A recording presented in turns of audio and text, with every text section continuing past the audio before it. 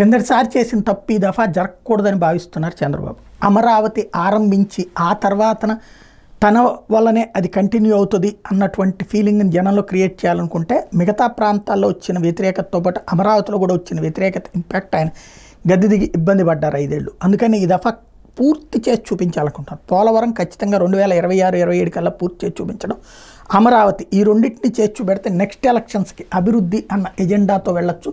అప్పటికి అయితే గీతే వైసీపీ వాళ్ళకి 4 సీట్లు పెరుగుతాయేమో కానీ గెలవనివ్వకుండా చూడొచ్చు అన్నటువంటిది ఆయన ప్రధాన ఉద్దేశం. అందుకే రాజధానిని ఇక మార్చే అవకాశం లేకుండా చేయడం, అమరావతిని పూర్తి చేయడం అన్నట్టు. అందుకనినే అక్కడ ఎవరెవరైతే సంస్థలకు సంబంధించి భూములు తీసుకున్నారో, పరిశ్రమలకు కావచ్చు, వ్యాపారాలకు కావచ్చు, లేదా కార్యాలయాలకు కావచ్చు, 2.5 సంవత్సరాల్లో పూర్తి చేయాలన్నటువంటిది డెడ్ లైన్ పెట్టారు. ఆ 2.5 ఏళ్లలో పూర్తయిపోవాలి. 2019కి ముందు జరిగిన భూ కేటాయింపుల మీద సమీక్షించేందుకు సంబంధించినటువంటి నిర్ణయాలు 135 సంస్థలు 125 నుంచి 130 వరకు రాజధానిలో నిర్మాణాలు ప్రారంభించేందుకు సిద్ధంగా ఉన్నాయి. ఇప్పటిదాకా వెళ్ళిపోయినటువంటి వాళ్ళు 2 ఏళ్లలో నిర్మాణాలు పూర్తి చేయాలన్న షరతుతో గతంలో స్థలాలు తీసుకున్న సంస్థలన్నిటికీ కూడా మళ్ళీ ఆ స్థలాల్ని అందజేయమని చెప్పేసి ఏదైతే కంటిన్యూ చేయమని చెప్తున్నారో CRDA ఇప్పుడు ఆ విధమైనటువంటి అడుగులు వేస్తోంది.